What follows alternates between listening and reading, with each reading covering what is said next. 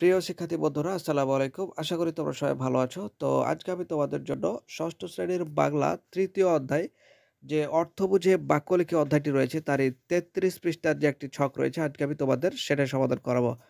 তো চলো যাই আর কথাটা বলে আমরা এটা শুরু করি। তো দেখতে পাচ্ছ এখানে চিঠিবিলি থেকে পাওয়া এবং সুখী মানুষ থেকে পাওয়ার যে অনুসর্গগুলো শব্দগুলো রয়েছে সেগুলো দেখতে পাচ্ছি। তো আমরা এখন সুন্দর করে এই শব্দগুলো পূরণ করব। তো চলো যাই শুরু করি।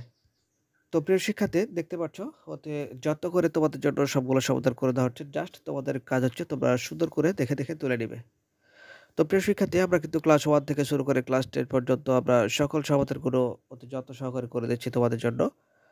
তো এরকম ছকগুলো সবার আগে পেতে চ্যানেলটি সাবস্ক্রাইব করে আজই আমাদের সদস্য হয়ে যাও। ভালো থেকো। দেখা হবে পরবর্তীতে নতুন কোনো ভিডিওতে। আল্লাহ হাফেজ।